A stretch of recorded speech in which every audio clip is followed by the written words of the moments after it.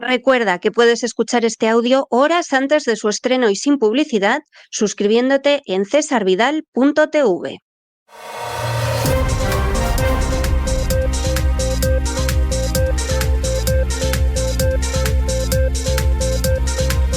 Las noticias del día.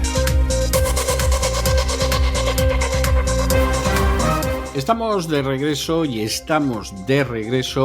después de ese editorial que hemos tenido que dedicar a una circunstancia que parece que es tabú mencionar, aunque lo cierto es que hasta la financia con millones de dólares al año el propio Ministerio de Turismo del Estado de Israel.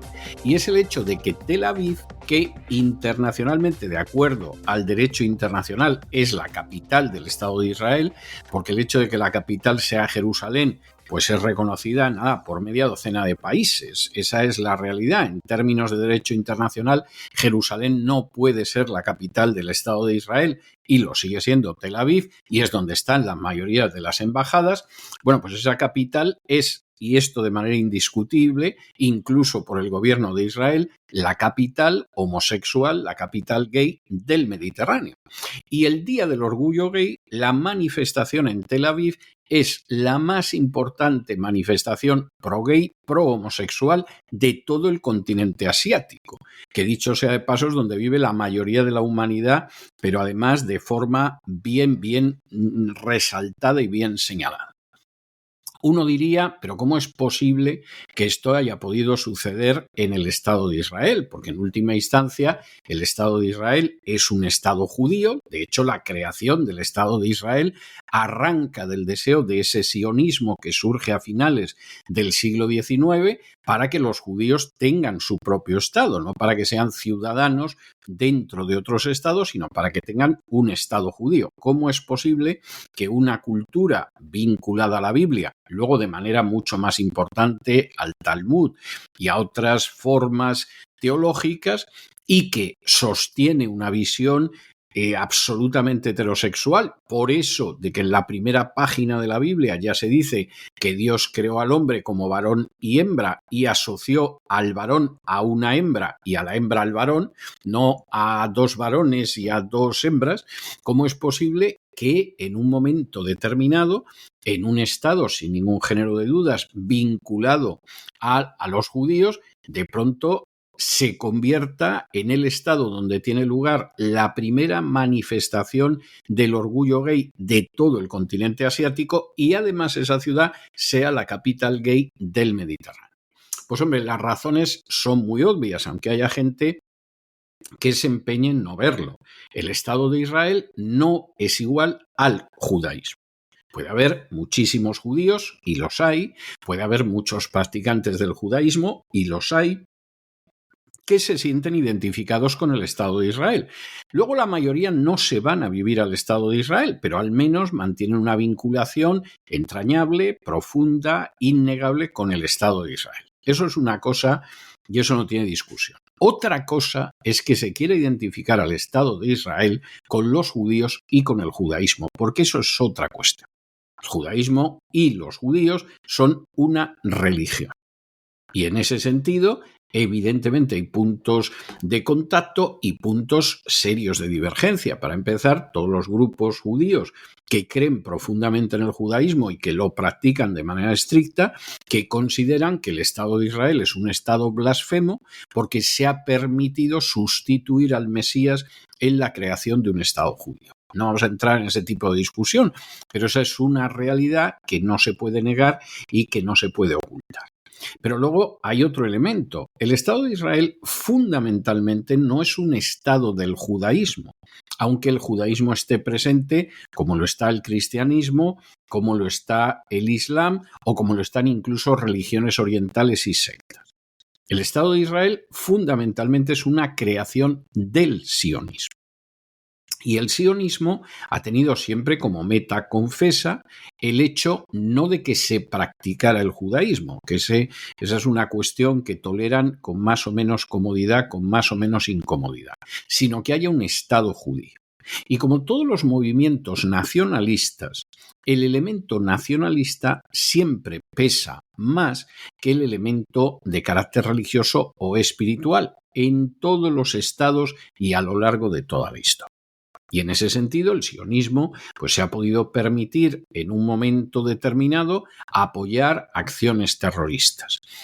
¿Esas acciones terroristas se ven legitimadas por el judaísmo? Pues hombre, en principio no. Pero nadie puede negar que el Irgun, el Esther y otros grupos sionistas practicaron el terrorismo en la época en que Gran Bretaña ejercía el mandato sobre Palestina. Ese sionismo en un momento determinado llegó a un pacto, el pacto Habará, con los nazis, en virtud del cual ellos estaban dispuestos a recibir judíos en Palestina, pero no a todos los judíos, a los varones fuertes y jóvenes. ¿Respalda el judaísmo el pacto con el nazismo? Pues hombre, en principio más bien parece que no, pero el sionismo consideraba que había mucho que ganar. Y de hecho, el representante de los nazis en las conversaciones con los judíos es Eichmann, oportunamente secuestrado en Argentina y ejecutado en Israel en el periodo de la posguerra. ¿Cuántos secretos seguramente no se llevó a la tumba Eichmann de sus tratos con los dirigentes sionistas en los años 30? El sionismo ha llegado incluso a atacar a judíos en operaciones de falsa bandera, por ejemplo en Irak, para provocar que esos judíos que no querían marcharse del país del que eran ciudadanos, como era el caso de Irak, acabaran huyendo al Estado de Israel. Y eso lo han contado los propios judíos iraquíes. Como esas, muchas otras cosas. Y dentro de esa línea de apoyar sobre todo una visión nacionalista, pues el Estado de Israel está más que uncido a la agenda globalista. En el caso de la ideología de género y de la promoción de la agenda homosexual, no tiene vuelta de hoja, pero fue uno de los estados más absolutamente despóticos a la hora de obligar a los ciudadanos a vacunarse. Por ejemplo, durante la crisis del coronavirus. De manera que esto no debería sorprenderle a nadie. Debería dar una visión mucho más equilibrada, mucho más clara y sobre todo mucho más veraz de lo que es el Estado de Israel. De esto trataba nuestro editorial de hoy, pero nos tenemos que ir al boletín de noticias y comenzar, como siempre, con España. Y comenzar, además, porque claro, dentro del caso de corrupción que giraba en torno a Ábalos, empiezan a aparecer personajes interesantes y aparece un personaje desconocido por el gran público, pero que ha tenido una importancia inmensa en la trayectoria del Partido Socialista durante los últimos años, que es Mariano Moreno Pavón. Y alguno dirá, bueno, ¿y Mariano Moreno Pavón quién es? Bueno, pues este es un sujeto que llega al Partido Socialista y que empieza a trepar en el Partido Socialista porque era un activista homosexual.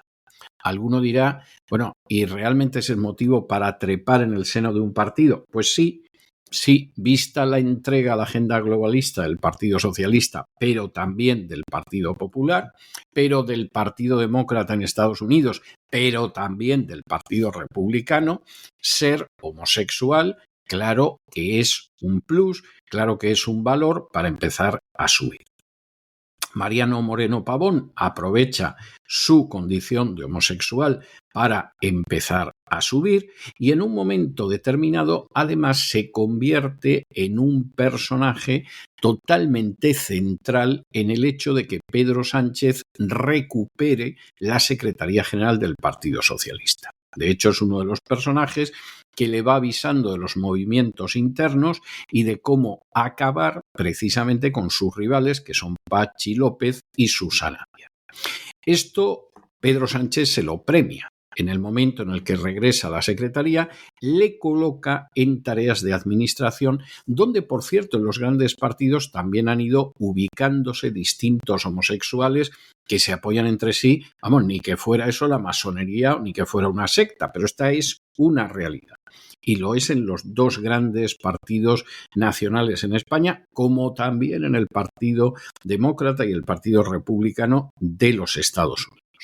En un momento determinado, En el caso de Moreno Pavón, empiezan a salir informaciones que lo relacionan, bueno, pues con esos líos que había de dinero, de ávalos, de corrupción, de financiación presuntamente ilegal, y a Moreno Pavón, que por cierto en un momento determinado le pierde el deseo de notoriedad y empieza a aparecer en mítines sin que haya ninguna razón para ello, pues lo sacan de nuevo de debajo del foco y lo nombran presidente de la empresa pública en USA, que es la segunda empresa pública más importante de España, con un salario anual que roza el €250,000, que vamos, no está nada mal. Desde allí, además, se vincula con The Valley Digital Business School, que era una entidad relacionada con Begoña Gómez, la esposa del presidente del gobierno y beneficiaria de millones de fondos públicos. Y claro, ahora resulta que vuelve a aparecer, y aquí está Ábalos, aquí está Santos Cerdán, aquí está el círculo interno de poder de Pedro Sánchez y está Mariano Moreno Pavón. Y mientras tanto, encima, para terminarlo de arreglar, van apareciendo esas afirmaciones de la fontanera Leire, que llegó a avisar a la Guardia Civil de que al final Ábalos iba a caer porque no tenía ningún control sobre sus ansias sexuales. Y como se daba la circunstancia de que gastaba muchísimo dinero y que además lo hacía porque se lo podía permitir y podía pagar a sus amigas con fondos públicos, pues más tarde o más temprano iba a caer. Bueno, en el caso de Leire Díez, que ustedes saben que se conoce popularmente como la fontanera del Partido Socialista, pues él hizo referencia al hecho de que no podía controlar una parte de su físico a la que no nos vamos a referir, porque además ella se refirió en términos muy groseros y no es el estilo de este programa, pero verdaderamente es algo que aquí queda clarísimo. Un panorama de corrupción inmenso, un panorama en el que el dinero se manejaba de forma más que presuntamente ilegal y un panorama que permitía ir trepando en la política a gente que jamás tendría que estar en la política. Incluso en algunos casos, aparte de la sumisión que se supone a todos los que entran en política, los gerifaltes del partido, pues eso cuenta con alguna característica que lo favorece, como ser homosexual o ser mujer o ser catalán. Pongo por caso que efectivamente son un plus. Es decir, se da la circunstancia de que un señor es además heterosexual y además de Cuenca y no lo tiene tan fácil como los otros, lo cual pues contribuye mucho a explicar el cenagal en el que se ha convertido la política en España. Bueno, pues examinamos estas cuestiones y otras que los afectan como si fuera una pedrada en el ojo con la ayuda inestimable de María Durán. María, muy buenas noches. Muy feliz jueves, César, para ti, para el equipo, y quiero aprovechar hoy y saludar a una oyente que ayer nos mandó un mensaje diciéndonos que nos estaba escuchando desde Rusia, que acababa de llegar y que lo primero que había hecho era ponerse a escuchar la voz. Y así aprovecho y recuerdo también que yo no puedo ver RT desde España desde hace años porque así lo ha decidido la Unión Europea, no puedo verlo ni incluso para criticarlo y no puedo ya desde luego verlo porque me dé curiosidad cómo tratan un asunto o porque esté de acuerdo con una agencia rusa. En fin, las cosas son así, pero en la malvada Rusia de Putin sí puede uno cada uno ver los medios que le parezca. Cosas curiosas de la democracia que nos hemos dado.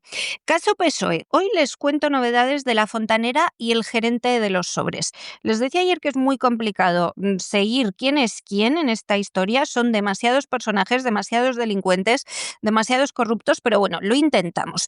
Vamos a hablar del ascenso meteórico de Mariano Moreno Pavón, que fue tan rápido como discreto. A que a ustedes no les sonaba este personaje, a nosotros, la mayoría de periodistas, tampoco.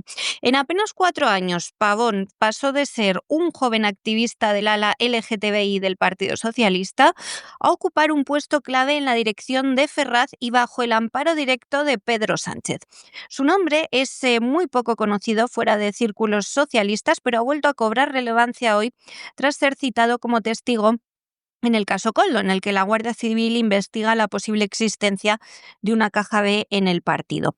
La escalada de Moreno no se debió a su afinidad con Adriana Lastra ni a la tutela de José Luis Ábalos, que también eran evidentes y existían, sino a la confianza personal que le otorgó el propio Pedro Sánchez. ¿Por qué? Pues porque fue un chivato. Durante las primarias de 2017, en primer lugar, el actual presidente, recordarán, fue expulsado de Ferraz y Moreno se convirtió en una de sus antenas dentro del partido. Primero fue chivato de lo que se cocía en la sede nacional. Desde la sede paralela de la calle Marqués de Riscal colaboró activamente con la candidatura que devolvió a Sánchez a la Secretaría General. Su posición fue entonces estratégica. Era responsable de la Oficina de Atención al Militante, tenía acceso al censo interno y, por tanto, era un activo valiosísimo en una batalla que enfrentó, recordarán, a Sánchez contra Susana Díaz y Patxi López, que ganó Sánchez. No sabemos si limpiamente, suponemos que no, de la que nunca se recuperó Susana Díaz, que fue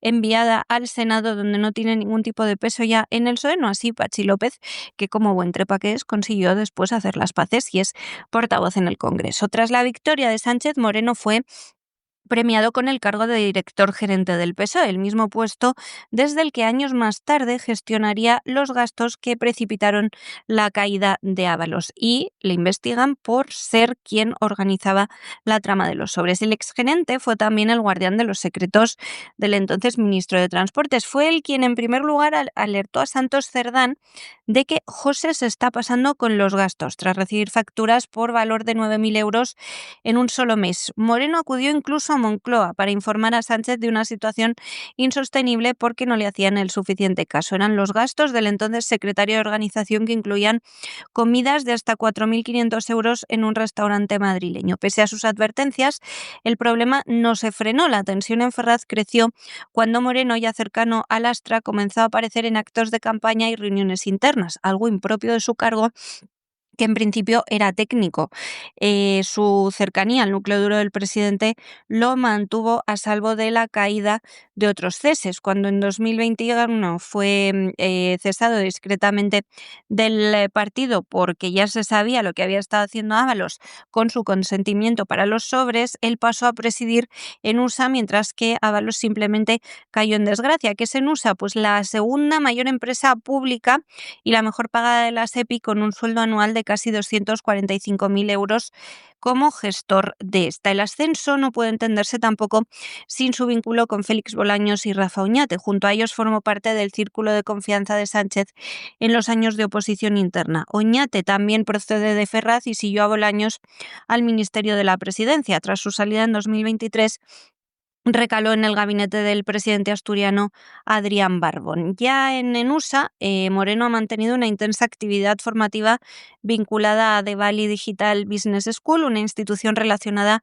con, no adivinarán, Juan Carlos Barrabés, socio habitual de Begoña Gómez y el socio de Begoña en la cátedra. Entre 2023 y 2024, Mariano Moreno Pavón cursó, además, no se lo pierdan, programas sobre inteligencia artificial, metaverso y tecnologías disruptivas. De Vale, junto a InnovaNext, ha recibido más de 14 millones de euros públicos en subvenciones y contratos, algunos de ellos tras las recomendaciones de la propia Gómez. La conexión entre estas empresas, Ferraz y el entorno de Sánchez, también despierta sospechas sobre un entramado de intereses cruzados en la política. Moreno reaparece ahora en el marco del caso Koldo por los excesos financieros y, en paralelo, la exasesora Leire Díez, conocida como la Fontanera, ha implicado en sus declaraciones a Ábalos y Santos Cerdán en una trama de espionaje interno y chantajes políticos. Hemos sabido que, según notas que los investigadores han incautado al comandante de la Guardia Civil, Rubén Villalba, Leire Díez le llegó a afirmar: Ábalos caerá por su lío de faldas y lo que tiene en la entrepierna. Luego llega a ser más gráfica, me perdonarán ustedes. Estos testimonios los recogió la causa y apuntan a Leire Díez y al empresario Javier Pérez Dolcet como los que intentaron recabar información de jueces y fiscales siguiendo instrucciones del entorno de Sánchez. Tanto los fiscales José Grinda como Ignacio Estampa han denunciado estos hechos, asegurando que los emisarios actuaban en nombre del gobierno. Con Sánchez citado para comparecer el próximo 30 de octubre ante la Comisión del Senado por el caso Koldo, el PSOE se enfrenta a uno de sus mayores escándalos internos desde la llegada del presidente al poder. En el centro de la tormenta vuelve a aparecer un nombre casi olvidado, ese que les mencionaba, de Mariano Moreno Pavón. Su historia de militante lo convierte ahora en pieza clave del engranaje socialista, algo inesperado para la mayoría. También retrata un partido que entre lealtades y silencios sigue lidiando con los fantasmas de su propia gestión y que nos demuestra que nunca ha habido PSOE bueno, que siguen siendo el PSOE de siempre, de los sobres de Pavón que se chivaba de Ábalos, pero era quien se los pagaba y que ascendió gracias a él precisamente hasta llegar a convertirse también en persona de confianza de Pedro Sánchez, a Leire Díez, que me perdonarán por citarla textualmente, pero dijo también, les decía que había llegado a ser más explícita, a este guardia civil que Ábalos caería por su polla. En fin, como digo, PSOE puro, PSOE del de los años 80 y 90, PSOE de la cal viva, PSOE criminal. Y nos vamos de los líos del Partido Socialista por corrupción a otro lío añadido, que es precisamente el de la dependencia que tiene de los nacionalistas catalanes y vascos. En este caso, sobre todo los catalanes, porque en una reunión en Bruselas, el golpista Carles Puigdemont ya ha adelantado que efectivamente el Partido Socialista tiene una semana para conseguir ceder ante lo que le piden los nacionalistas catalanes o que dejan de apoyar. ¿Qué es lo que piden los nacionalistas catalanes de Junts, los capitaneados por el golpista Puigdemont, a Pedro Sánchez? Bueno, pues primero, que Cataluña tenga competencias propias de inmigración. Segundo, que el catalán sea oficial en la Unión Europea. Y tercero, la cuestión de la financiación autonómica yendo hacia un concierto como el Pufo vasco y el Pufo navarro. Esto no es que Pedro Sánchez no estuviera dispuesto a concederlo, que ha hecho todo lo posible por concederlo, pero el problema es que no es tan fácil. Primero, porque la inmigración es algo que no depende de las comunidades autónomas y entonces, claro, resulta muy difícil ver cómo vas a conseguir quebrantar por enésima vez el texto constitucional en favor de los nacionalistas catalanes. Segundo, porque lo de la oficialidad del catalán en la Unión Europea, este gobierno lo ha intentado ya varias veces por activa y por pasiva, pero es que en la Unión Europea no ven la menor razón que justifique que el catalán sea una lengua oficial y ahí efectivamente a Pedro Sánchez no le queda nada más que aguantarse. Y después porque la cuestión de la financiación autonómica pues sí que es posible que vaya en la dirección de Puigdemont, pero las cosas de Palacio van despacio. ¿Esto significa que Junts va a dejar de apoyar a Pedro Sánchez? Es muy difícil. Es muy difícil que deje de apoyarlo. ¿Por qué? Pues hombre, porque en última instancia, si ahora hubiera elecciones, Pedro Sánchez las puede volver a ganar. No es imposible. Pero también cabe la posibilidad de que lo haga el Partido Popular y al menos en teoría un poquito más empinada se le pondría la cuesta a Puigdemont. De manera que vamos a ver lo que sucede al respecto.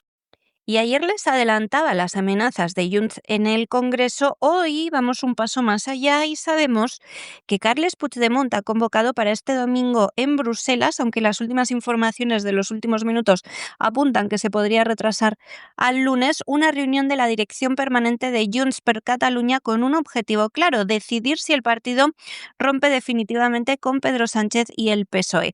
El fugado, el forajido Puigdemont, habría citado a su núcleo más duro, que va a dar 7 días al PSOE para cumplir todos sus compromisos de investidura, o va a romper con ellos. La cita va a reunir al núcleo duro de la formación para estudiar los distintos escenarios de una ruptura que muchos consideran ya inevitable. El encuentro va a servir también para analizar el grado de cumplimiento de ese pacto. Según fuentes de Junts, no se ha avanzado en ninguna de las principales demandas que justificaron su apoyo a Sánchez para hacerlo presidente. Los independentistas consideran agotada la vía de la negociación. Se plantean lanzar ahora ese ultimátum que ya habría dado Puigdemont en privado, también en público, al presidente del gobierno, y para que en una semana haya cambios concretos en 3 asuntos clave: el traspaso de competencias de inmigración a Cataluña, la oficialidad del catalán en la Unión Europea, que no se ha conseguido, pero no porque Bolaños no lo haya intentado, Bolaños junto a Álvarez, sino porque la Unión Europea se niega a que tengan que hablar catalán, y la inclusión de Junts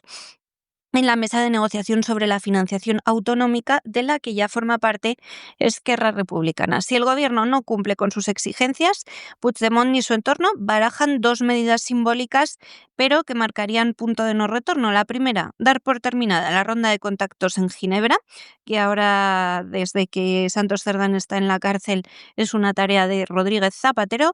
Y la segunda sería exigir públicamente la convocatoria de elecciones generales, aunque por el momento en Junts descartan apoyar una moción de censura junto al PP y Vox. La ruptura política sería total. El malestar con el PSOE se ha agravado tras la reunión de Suiza del 21 de octubre. En ella, Puigdemont y sus colaboradores expresaron ya su indignación ante la negativa del PSC a respaldar en el Parlamento una resolución de Junts que proponía un nuevo referéndum como vía para resolver el conflicto catalán.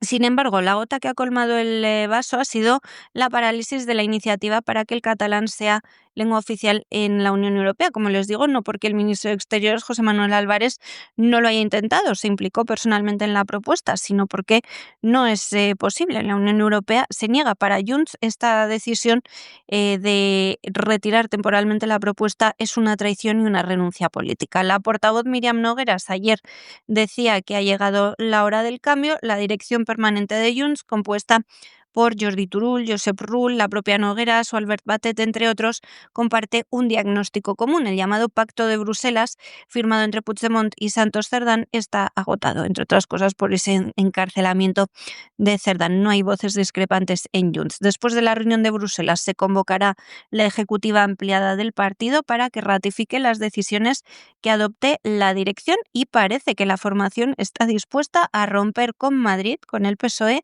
sin matices ni ambigüedades. Y de España nos vamos a Hispanoamérica porque resulta que en Colombia se han encontrado con la noticia de que la Marina de los Estados Unidos ha destruido una embarcación frente a sus costas por orden de Donald Trump. Supuestamente la embarcación estaba vinculada al narcotráfico. Esto puede ser o puede no ser. Lo cierto es que en la operación murieron 2 personas. ¿Esto cómo lo intenta justificar Donald Trump? Porque este es el 8º ataque de este tipo y el primero en la zona del Pacífico. En los anteriores habían sucedido todos en el Caribe. Hombre, pues esto se intenta justificar como que forma parte de una campaña militar para frenar el tráfico de drogas hacia Estados Unidos. Vamos a ver, hay que ser, pero verdaderamente muy tonto como para pensar que el hecho de que hayan volado 8 embarcaciones, esto hace que disminuya el tráfico de drogas hacia Estados Unidos. Si había drogas en estas embarcaciones, que no lo sabemos a ciencia cierta porque las hundieron, pues ciertamente esa droga no llega a Estados Unidos. Pero es que esto, incluso de haber droga en esas embarcaciones, no llega ni a gota en medio del océano de drogas que llega a los Estados Unidos. Las cosas como son. Esto es así. Pero encima, para terminarlo de arreglar, es que esto es ilegal. Si efectivamente ahí había narcotraficantes, bueno, pues hay una serie de medidas por las cuales a esta gente se la puede aprender y detener. Pero lo que tú no puedes hacer es volar embarcaciones en alta mar. O sea, eso es un acto de piratería desde el punto de vista del derecho internacional. Por mucha justificación que le quieras dar al asunto, esa es la realidad. Claro, esto perjudica finalmente a Petro. Pues no, esto no le perjudica a Petro, y este es un tipo de error que Estados Unidos comete a lo largo de la historia en infinidad de ocasiones. Y es pensar que cuando tú arremetes contra determinado adversario político, lo debilitas. Y como suele haber en Estados Unidos multitud de exiliados de ese país que efectivamente dicen, pues sí, dele fuerte, presidente, etcétera, etcétera, pues están locos por volver por la puerta grande al país del que han salido y han llegado a la conclusión de que si la puerta grande es sobre el ejército americano, la puerta va a ser todavía más grande, pues siempre hay gente en Estados Unidos que está dispuesto a creerse eso. Luego, ¿qué pasa? Pues hombre, pasa lo que pasa, que esto a veces lo que consigue es el efecto contrario. Seguramente una intervención de este tipo de Estados Unidos frente a las costas de Colombia, lo que ha conseguido es darle miles de votos a Petro y a sus adversarios. ¿Por qué? ¿Porque lo han hecho mejor? No, porque no ven ninguna razón para que Estados Unidos meta las narices en los asuntos internos del país. Así de claro. Ahora, que los cubanos de Miami, los venezolanos de Miami, esto lo ven estupendo, seguramente. Pero eso no significa que lo vean estupendamente los que viven en Colombia, o los que viven en Guatemala, o los que viven en Panamá.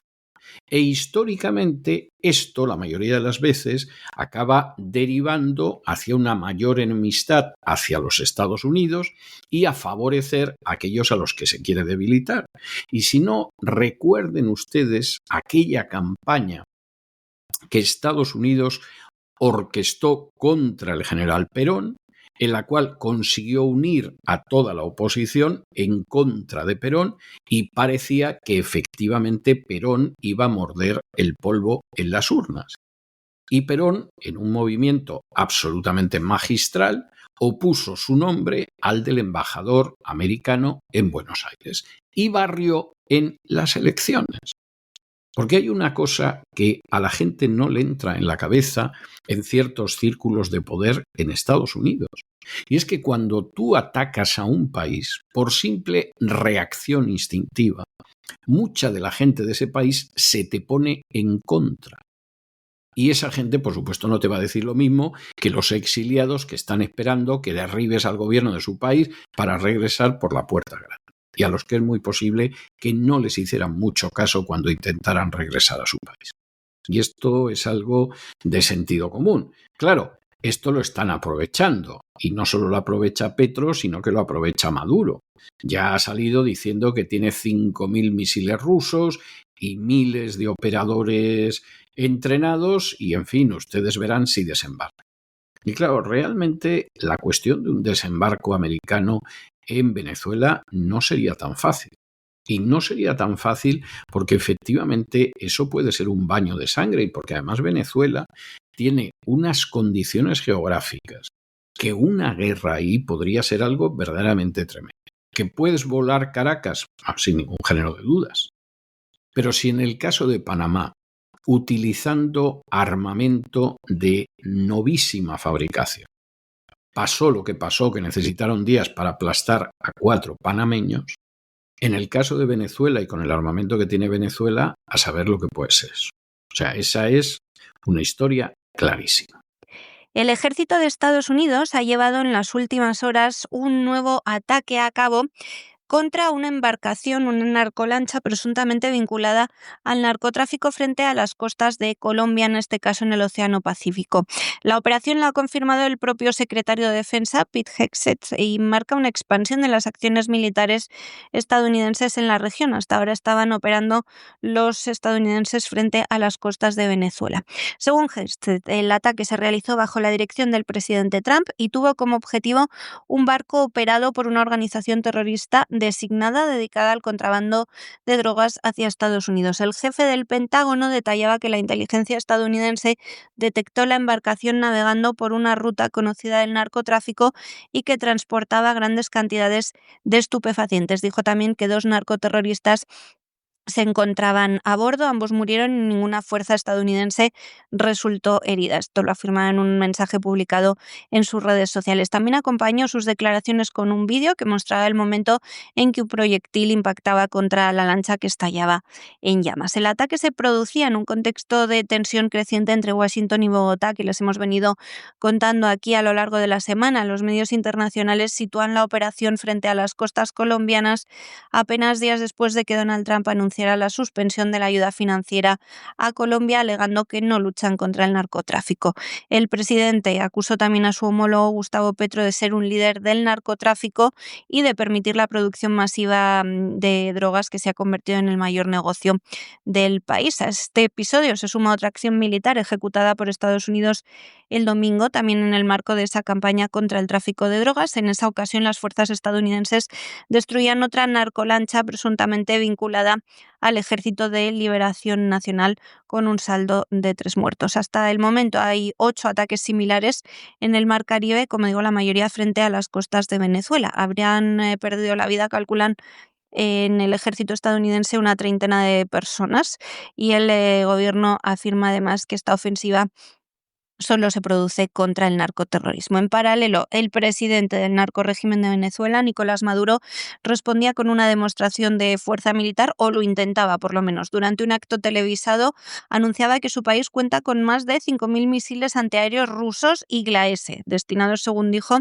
a garantizar la tranquilidad del pueblo venezolano, y amenazaba a Trump. Decía: cualquier fuerza militar del mundo sabe que el poder de los Igla-S, y Venezuela tiene nada menos que 5.000 de estos sistemas. El que entendió, decía Maduro, en referencia directa a Trump. Entre 2006 y 2011, el régimen venezolano ha destinado más de 11.000 millones de dólares a la compra de armamento ruso, incluyendo cabezas Sukhoi, helicópteros Mi-17, radares y sistemas antiaéreos S-300 y Pechora. También recientemente Caracas ha incorporado drones de tecnología iraní. Los misiles Igla-S están diseñados para derribar aeronaves a baja altura y se consideran uno de los sistemas portátiles más eficaces del mundo, lo que mantendría en alerta al Pentágono ante un potencial desestabilizador de Caracas. Mientras tanto, Trump ha declarado que va a notificar al Congreso si decide llevar a cabo operaciones contra el narcotráfico en tierra firme en Venezuela, aunque insiste en que su gobierno ya cuenta con la autorización legal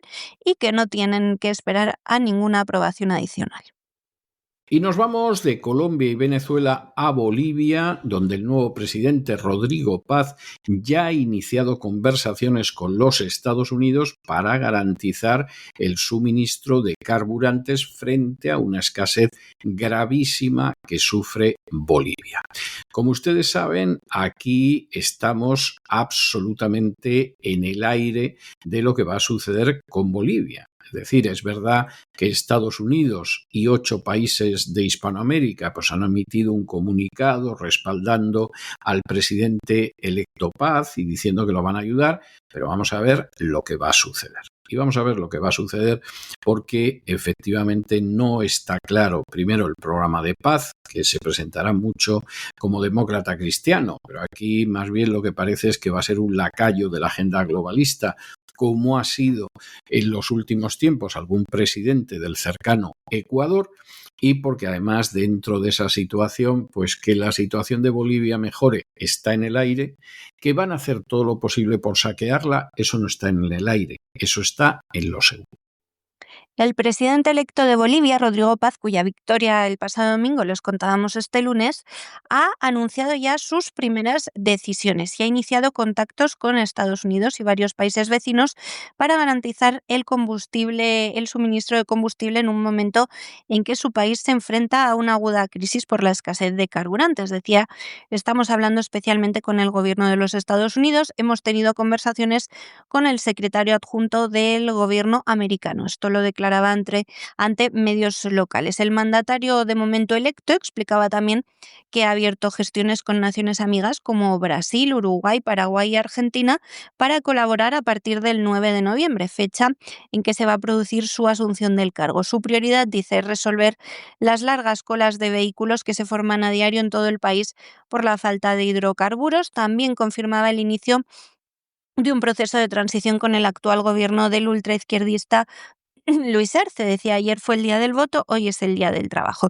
Desde temprano hemos empezado a generar la transición. Subrayaba también la necesidad de una entrega ordenada y sin sobresaltos, que ya saben ustedes cómo es la izquierda cuando pierde el poder. Mientras, la situación política en Bolivia se ha visto sacudida por una acusación que no por esperada es menos impactante. Es una acusación formal de la Fiscalía de Tarija contra el expresidente Evo Morales por un delito de trata de personas agravado. La investigación se inició en el año 2024 por su relación con una menor de edad en 2015, de la cual habría nacido una hija. Morales nunca ha ido a ninguna de las citaciones judiciales que se han dictado contra él y sostiene que se trata de una persecución política orquestada por el gobierno saliente. El exmandatario permanece en la región cocalera de Chapare, protegido por sus seguidores indígenas. En el plano internacional, respecto al país, Estados Unidos y 8 países iberoamericanos más, entre ellos Argentina, Costa Rica, Paraguay o República Dominicana, han emitido un comunicado conjunto expresando su apoyo al futuro gobierno de Rodrigo Paz. Aseguran estar dispuestos a cooperar para estabilizar la economía boliviana, fortalecer sus instituciones democráticas y promover la inversión nacional. Paz, por su parte, ha dejado claro que su política exterior se va a basar en el fortalecimiento de las relaciones con democracias consolidadas. Ha descartado ya, por ejemplo, relaciones con Cuba o Venezuela. Decía, queremos una relación sólida, pero solo con quienes entienden la democracia como fondo. El presidente electo también ha subrayado su voluntad de restablecer plenamente las relaciones con Estados Unidos, que se han deteriorado mucho durante el gobierno del MAS. Con el inicio de retomar relaciones con Estados Unidos, pues se abre en Bolivia una nueva etapa política y diplomática que parece va a estar orientada a recuperar la estabilidad económica tras años de aislamiento. Y de Bolivia, de Hispanoamérica, nos vamos a la información internacional y nos detenemos concretamente en Washington, donde el presidente de los Estados Unidos, Donald Trump, ha vuelto a acusar a España de que no eleva su gasto de defensa al 5% del Producto Interior Bruto. Parece que Trump la ha tomado con España, por eso de que no es uno de los paisillos del Báltico y, en fin, si dices España, pues tiene algo más de relieve y no te tienes que meter con Gran Bretaña, con Francia, con Alemania y entonces pues Donald Trump dice que España no juega en equipo, que no se gasta el dinero que tenía que gastarse, que no está contento con España y ya saben que en algún momento dijo que podía expulsarla de la OTAN, cosa que no creemos sinceramente que Dios tenga tanta misericordia como para permitir que España se vaya de la OTAN, eso ni soñarlo. Vamos, los españoles tendrían que entregarse a un ejercicio de conversión colectiva que es impensable y entonces a lo mejor Dios en su inmensísima misericordia permitiría que España saliera de la OTAN, pero vamos, no se ve, de momento esto no se ve. Claro, ¿qué pasa con Mark Rutte, que es el secretario general de la OTAN? Pues que inmediatamente ha salido pues a lustrarle los zapatos a Donald Trump y a decir que claro que es que España quiere gastarse menos del 3,5% del Producto Interior Bruto en defensa y que eso es insuficiente y que claro que Madrid tiene que cumplir con sus compromisos y bla bla bla bla bla. La realidad es que estar en la OTAN es una desgracia y en primer lugar para los Estados Unidos. Si Estados Unidos consiguiera liberarse de la OTAN, un invento británico a fin de cuentas, bueno, este sería el mejor país del mundo, pero sin ningún tipo de matices, ni comentarios adicionales, ni apostillas, ni escolio. Sería algo impresionante, simplemente con lo que cuesta la OTAN. Para el resto de los países de la OTAN, bueno, ni hablemos. Y claro, ustedes imagínense, si en España el estado del bienestar cada vez es más el estado del malestar y si además se da la circunstancia de que a causa del gasto político cada vez va menos dinero a las pensiones, a la educación, a la sanidad y además el país va hacia convertirse en un estado fallido con banderas desplegadas al viento, si hay un 5% que se lo lleva al gasto militar, bueno, España va a ser una calamidad absoluta. Para el complejo militar industrial, si fuera por ello, se llevarían la mitad del presupuesto nacional como hacen en Estados Unidos. Lo que pasa es que eso es impensable en Europa, por lo menos a día de hoy. A la vuelta de 15 o 20 años, Dios dirá. Pero el desastre que eso significa para España y para el resto de los países de la OTAN, eso es incalculable.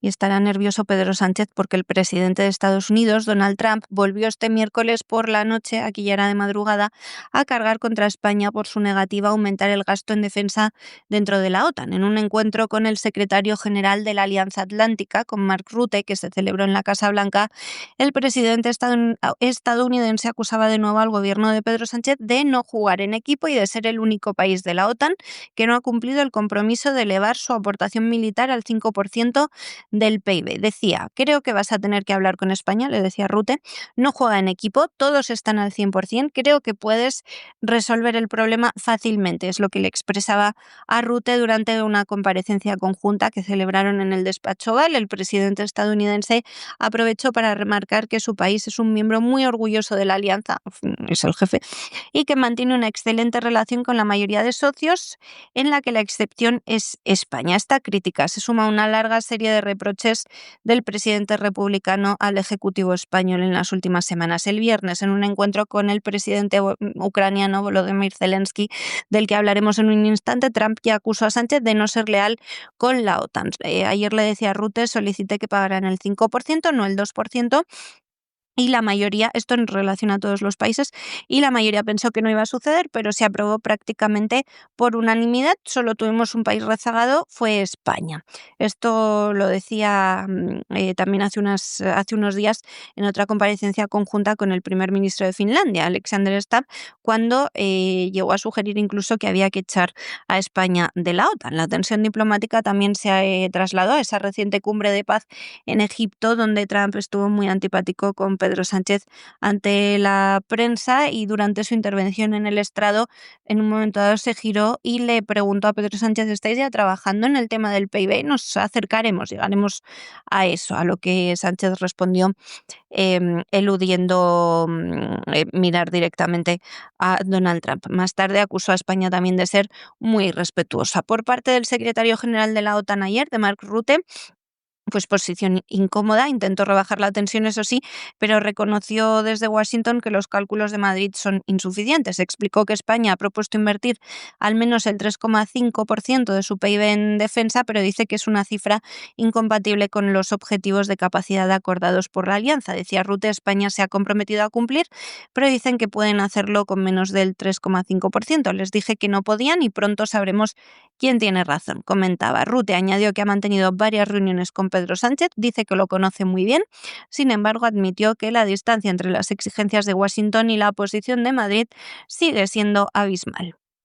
Y no nos vamos del ámbito OTAN, porque Zelensky, que efectivamente tuvo una entrevista con Donald Trump, donde Donald Trump le dijo que no había Tomahawk y que además de eso, que se acababa, que la línea del frente iba a pasar por donde iba a pasar y que Ucrania se quedaba sin esas repúblicas que regresan a la madre Rusia. Después de eso se entrevistó con los aliados de la OTAN capitaneados por Gran Bretaña y entonces ha vuelto a subirse arriba, a venirse arriba. El presidente ucraniano ha celebrado la nueva ronda de sanciones contra Rusia, ha pedido que se aumente más la presión internacional sobre Moscú y ha vuelto a solicitar a Washington que le entregue los misiles Tomahawk que permitirían que Ucrania, que comete atentados terroristas en Rusia un día sí y otro también, pudiera atacar en el interior de Rusia. Claro, esto es algo que podría elevar la tensión de Moscú de una manera verdaderamente impresionante. Bueno, el complejo militar industrial encantado. Si hubiera una guerra nuclear en Europa les parecería de perlas porque desde luego iba a ser un mercado maravilloso. Lo que pasara con los europeos les importa un verdadero pepino. Y en el caso de Zelensky, que está en una situación en que lo que quiere es seguir ejerciendo su dictadura, porque está ilegalmente en el poder ya desde hace muchísimo tiempo, pues Tomahawk y lo que sea. Bueno, está por ver en qué va a acabar esto, pero vamos a ser muy moderadamente optimistas y vamos a creer que finalmente Donald Trump lo que va a hacer es intentar seguir adelante con ese intento de llegar a un acuerdo con Putin y la guerra de Ucrania felizmente se va a acabar. Aunque ni al complejo militar industrial ni a la OTAN y no digamos ya a Zelensky les importa un pimiento que el número de muertos ucranianos supere ya holgadamente varios centenares de miles. Y les decía que desde luego lo que está pasando con Volodymyr Zelensky también merece una mención, y es que el ucraniano está empeñado en una nueva ronda de contactos para conseguir acceso a los misiles Tomahawk estadounidenses. También este jueves se ha producido la aprobación de la nueva ronda de sanciones europeas y estadounidenses contra Rusia, algo que ha celebrado al tiempo que ha pedido Zelensky intensificar la presión internacional sobre Moscú. De nuevo, pide a Washington luz verde al envío de misiles de largo alcance. A su llegada a la cumbre de líderes europeos en Bruselas, Zelensky destacaba que la 19ª tanda de sanciones de la Unión está centrada en el gas licuado, la flota fantasma y el sector bancario ruso, y las medidas estadounidenses contra las petroleras de ese país, por lo que decía que marcarán la diferencia en la guerra. Decía Zelensky, es un paso muy importante, es una buena señal para que otros países se sumen a las sanciones. Insistía también en que la presión tiene que seguir hasta que Putin detenga la guerra. Lo importante, lo nuclear, lo que le interesa a Zelensky, reiteraba su esperanza de que Estados Unidos apruebe pronto entregarles misiles Tomahawk capaces de alcanzar objetivos a más de 2.000 kilómetros, lo que él considera que permitiría a Ucrania atacar en profundidad dentro del territorio ruso. Decía, no puedo compartir detalles, pero espero que esa decisión se tome. Es sensible, como lo fueron en su momento las sanciones al sector energético ruso. La posibilidad de que Washington envíe misiles Tomahawk, un arma emblemática del arsenal estadounidense, representaría un punto de inflexión para Kiev, porque esos misiles crucero, introducidos por el Pentágono en los 70, se han utilizado en todas las grandes operaciones militares de Estados Unidos de los últimos 30 años. Viajan a baja altitud, son difíciles de detectar y permiten atacar radares, centros de mando y refinerías antes de que se activen las defensas antiaéreas. Para Ucrania, contar con estos misiles supondría una ventaja estratégica en una guerra que está estancada, donde los ataques a la retaguardia se han convertido en la forma más eficaz de presionar al Kremlin y en la que siguen muriendo inocentes. Sin embargo, esa entrega de misiles plantea desafíos técnicos y políticos. Los expertos advierten de que su uso requiere formación especializada y una estrecha coordinación con Estados Unidos, que tendría que mantener el control sobre la selección de objetivos. También implica un riesgo geopolítico, y es que Rusia considere los ataques con Tomahawks como un ataque de Occidente y, por tanto, se inicia una escalada directa contra la OTAN. Aún así, Zelensky confía en que el efecto disuasorio del arma, combinada con las sanciones, logren forzar a Moscú a rebajar sus exigencias de no ceder terreno y aceptar una negociación. Respecto a las perspectivas de paz, Zelensky insistía en su disposición a un alto el fuego justo que conduzca a una paz duradera. Recalca, eso sí, que no hará ninguna concesión sobre la soberanía ucraniana, que es lo mismo que viene a decir Putin. Entonces seguimos en las mismas. Por otro lado, la conversación prevista entre Trump y Vladimir Putin en Budapest sigue sin fecha, que no congelada, porque recordemos que ayer les decíamos que todos los medios españoles habían dado por buena la cancelación de la reunión, pero fuentes cercanas al gobierno estadounidense dicen que se sigue trabajando en ella. Lo que no tenemos es todavía día concreto. La guerra sigue convertida en un conflicto de desgaste. Si llegasen los Tomahawks, si finalmente se aprueba su transferencia, Ucrania podría atacar infraestructuras críticas y efectivamente habría que reforzar el esfuerzo bélico por parte del Kremlin si no se quiere quedar muy tocado, con lo cual sería una malísima noticia para Occidente, por lo que les explicábamos hace un instante, y es que la presión sobre Putin se podría interpretar también como un ataque de la OTAN al que es de momento el enemigo de Ucrania. Muy pendientes de lo que pase en las próximas horas, muy pendientes de conocer la fecha de la reunión entre Trump y Putin, que francamente estamos deseando que se produzca, a ver si hay por lo menos un alto el fuego como en Oriente Medio. Y hasta aquí hemos llegado nosotros con nuestro boletín de hoy. María, muchas gracias, muy buenas noches, hasta mañana, Dios mediante. Es todo por hoy, César. Feliz tarde-noche, ya mañana viernes. Nos oímos otra vez. Y ustedes no se nos vayan porque ya se dibuja sobre la línea del horizonte la silueta gallarda de don Lorenzo Ramírez, que se dirige hacia el avión del Despegamos para darle ese niquelado cotidiano a la realidad económica mundial. Y después de eso, pues ya lo saben ustedes, estamos a jueves y tenemos que enviar a alguien que se lo merece al Punto Nemo. Y después, bueno, para relajarnos un poco, para calmarnos un poco, para tranquilizarnos un poco, nos tomaremos un respiro de cultura en la biblioteca de doña Sagrario Fernández Prieto. De manera que no se vayan, que regresamos enseguida.